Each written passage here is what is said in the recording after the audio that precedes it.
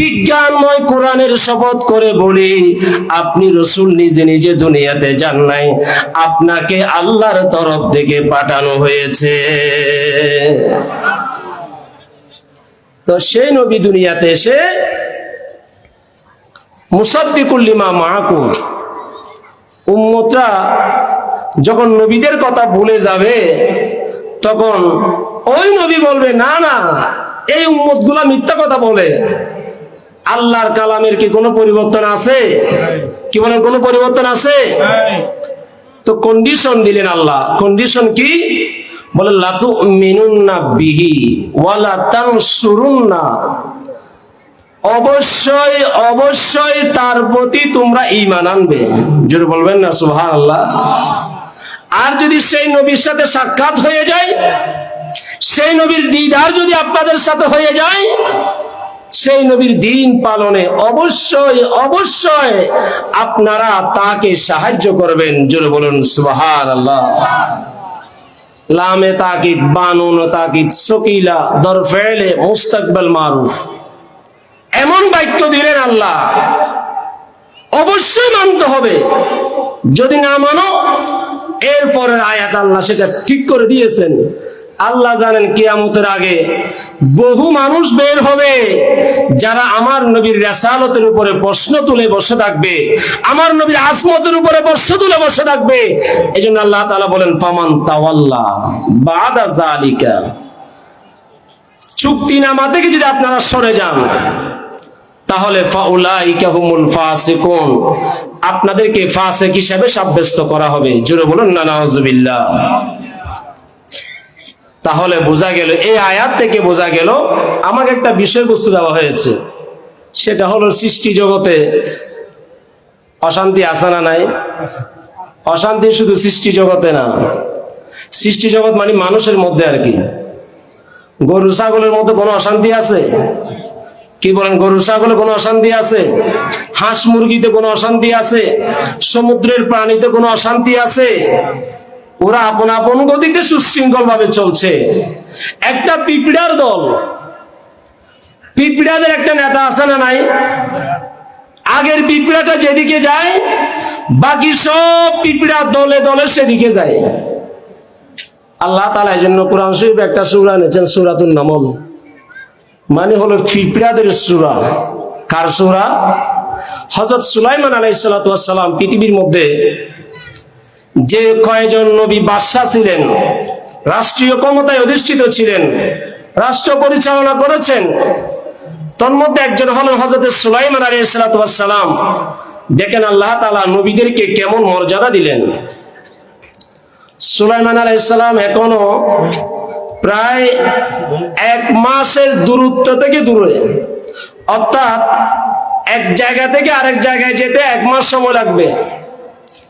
এরকম দূর থেকে সুলাইমান আলাইহিস সালাম যখন তার বাহিনী নিয়ে যাচ্ছে, তখন পিঁপড়াগুলা রাস্তার মাঝখানে যেদিকে সুলাইমান নবী যাবেন সেখানে তারা এলোমেলো ভাবে চলতেছে। তখন পিঁপড়াদের একজন বললেন, ইয়া আইয়ুহান নামলু দুখুলু মাসাকিনাকুম লা ইয়াহতিমান্নাকুম সুলাইমান। ও পিঁপড়ার দল, আসতেছে বাদশা, তাড়াতাড়ি ঘরতে ঢুকে যাও, না হয় সুলাইমান আলাইহিস সালামের সৈন্যরা অজ্ঞতাবশত তাদের ঘোড়ার পায়ের নিচে পড়ে আমরা সবাই মারা যাব। জোরে বলুন না সুবহানাল্লাহ। 1 মাস বাকি আছে এখনো পথ। তাফসীরে বিভিন্ন ভিন্ন ভিন্ন রাওয়ায়াত আছে। আরেকটা রাওয়ায়াত আছে যে সকালবেলা রওনা দিয়েছেন, সন্ধ্যায় পৌঁছাবেন। এত দূর থেকে পিঁপড়ারা সুলাইমান আলাইহিস সালামের পায়ের ধ্বনি শুনতে পেয়েছেন। জোরে বলেন সুবহানাল্লাহ। আমার আপনার পায়ের ধ্বনি কি পিঁপড়া শুনতে পায়? কি বলেন, পিঁপড়া কি শুনতে পায়? আমরা তো পিঁপড়াটা গায়ে লাগলে এটা টিপে মেরে ফেলি। তাহলে বোঝা গেল পিঁপড়াদের ভিতরে কোনো অশান্তি। অশান্তি কোথায়? বলেন অশান্তি কোথায়? 1 নম্বরে ঘরে। কোথায়? বলেন না বাবা, কথা বলতে হবে তো, কথা না বললে কথা আমারটা আসবে না। অশান্তি 1 নম্বরে কোথায়? ঘরে, নিজের ঘরে, আমার ঘরে, আপনার ঘরে। এরপরে সমাজে, এরপরে রাষ্ট্রে, এরপরে গোটা পৃথিবী আজ অস্থির আর অস্থির। কে কাকে খাবে, কে কাকে মারবে, যে যেদিকে পারে সেদিকে কেবল খায় আর খায়। রক্ষকের জায়গায় যাকে বসায় দেওয়া হয় সেই বক্ষকে পরিণত হয়ে যায়। কথা বলেন ঠিক কিনা?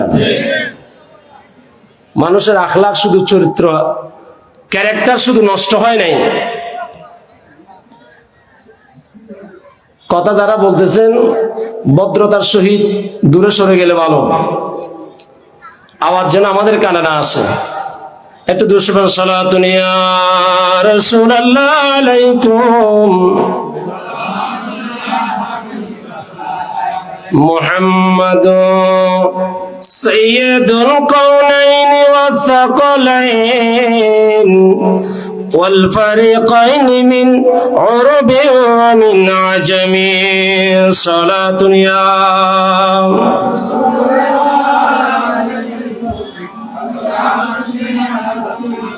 মোহতারাম হাজরিন। তো আমি যে কথা বলছিলাম যে আজকে গোটা পৃথিবী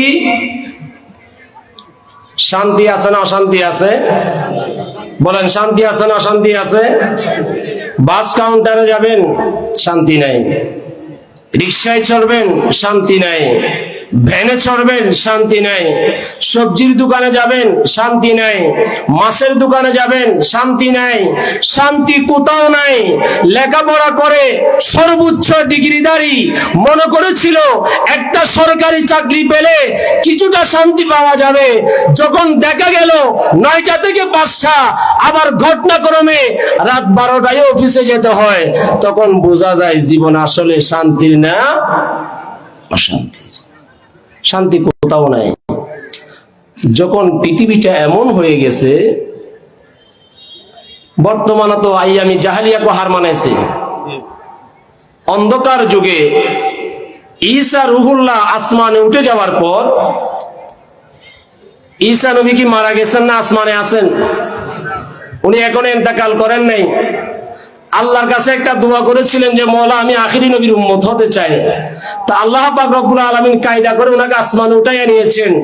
আবার আখিরি জামানায় ঈসা নবী দুনিয়াতে আসবেন, নবী হয়ে আসবেন না, আসবেন আমার নবীর উম্মত হয়ে আসবেন। জোরে বলুন সুবহানাল্লাহ।